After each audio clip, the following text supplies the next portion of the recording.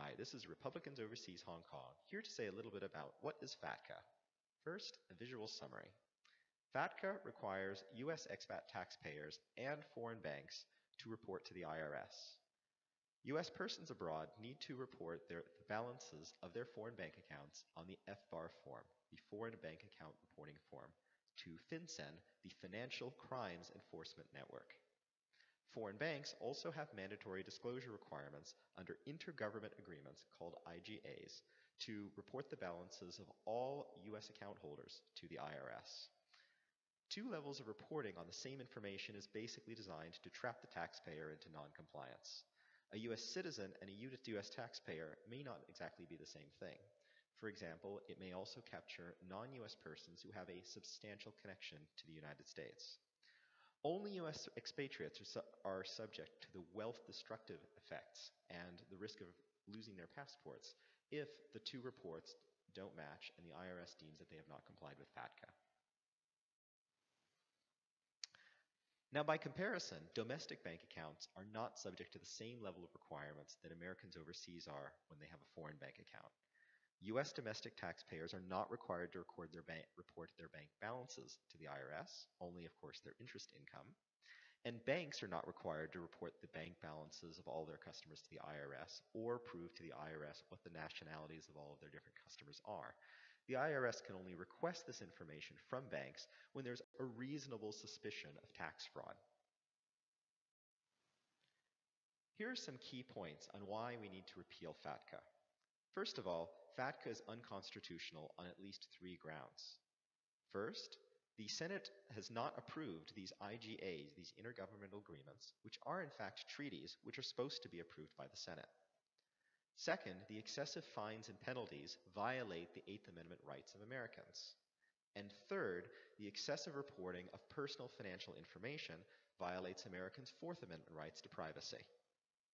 The result of requiring foreign banks to report on U.S. citizens has often meant that many foreign banks simply deny banking services to U.S. citizens and counterparties altogether.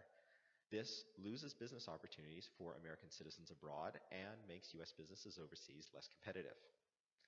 One result of this has been a record surge in U.S. renunciations of U.S. citizenship.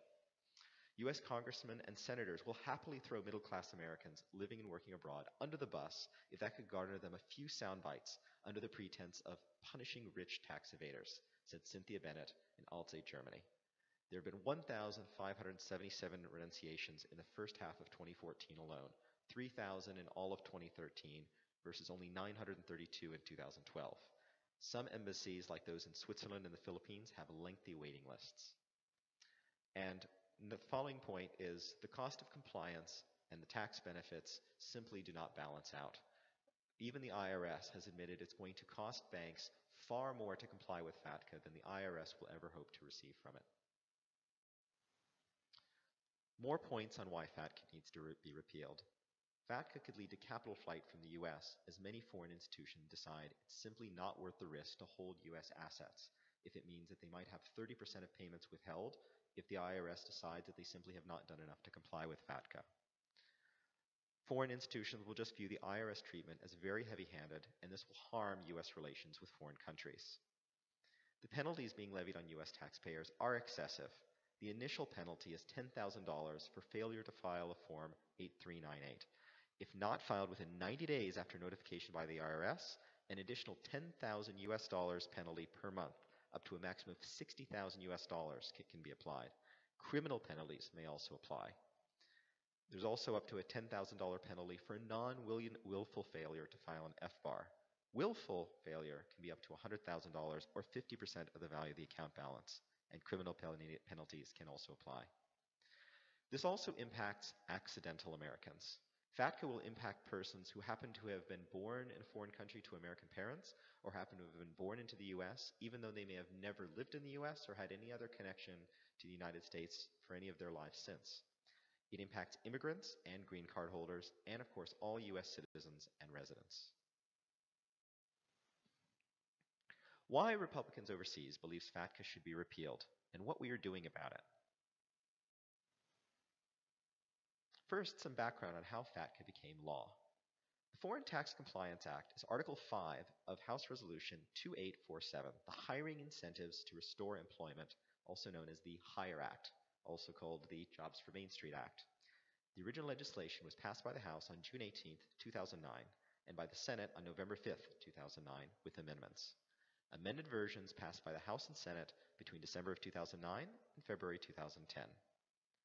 The House added FATCA as a pay-as-you-go provision and passed with amendments on March 4, 2010.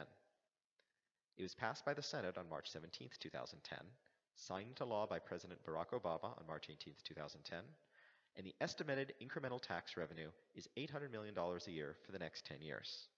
The law just took effect on July 1, 2014.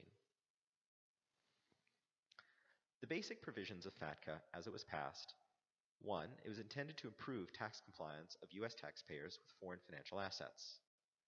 2. Foreign financial institutions report to the IRS information about accounts held by U.S. taxpayers and foreign entities in which U.S. taxpayers hold a substantial ownership interest. 3.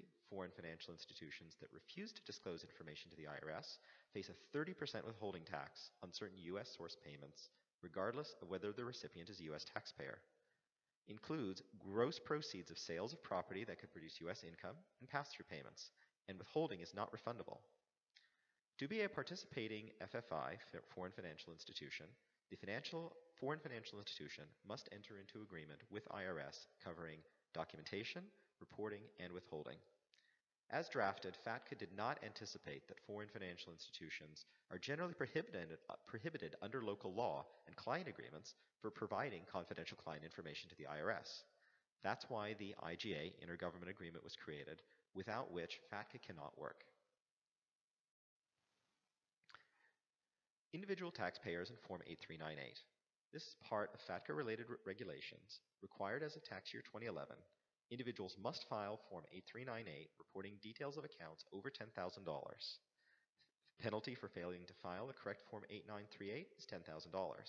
And if not filed within 90 days after notification by the IRS, an additional $10,000 a month penalty up to a maximum of $60,000 can apply, as well as criminal penalties. The FBAR, Foreign Bank Account Reporting, is a separate form by FinCEN, the Financial Crimes Enforcement Network. It's a separate form and predates FATCA legislation and Form 8398 reporting requirements. It states that Form 8398 and FinCEN 114 are different filings. This requires reporting of all accounts or assets, $10,000 or greater at any time during the year, over which a taxpayer has signature authority, not just accounts for which they have a beneficial interest. Penalties for non-willful filing of an FBAR are up to $10,000 US. Willful failure to file an FBAR is up to $100,000 or 50% of the account balance, and criminal penalties may also apply. Intergovernmental agreements, IGAs, is something that you may hear a lot about when you follow the rules about FATCA. These are many, and these are changing all the time. But basically, there are different models for different countries who have signed these IGAs so far, which are sometimes classified as Model 1A, reciprocal, Model 1B, non-reciprocal, and Model 2, non-reciprocal. Below are a list of some countries which have signed Model 1 and Model 2 IGAs, and some which the IGAs are pending. To list out some negative impacts of FATCA, first, it's unconstitutional. It denies banking services to U.S. citizens, counterparties, and entities, and makes Americans unable to run their businesses outside of the United States. It has resulted in record renunciations of U.S. citizenship.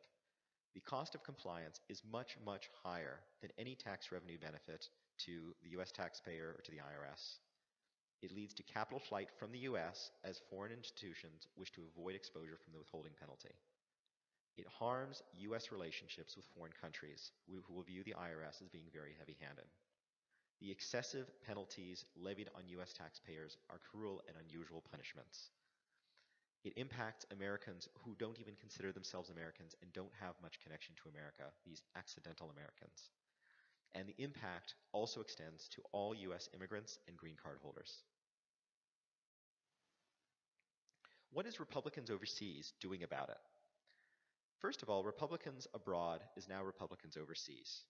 The organization used to be quite fragmented, and Republicans Overseas was meant to organize these fragmented chapters.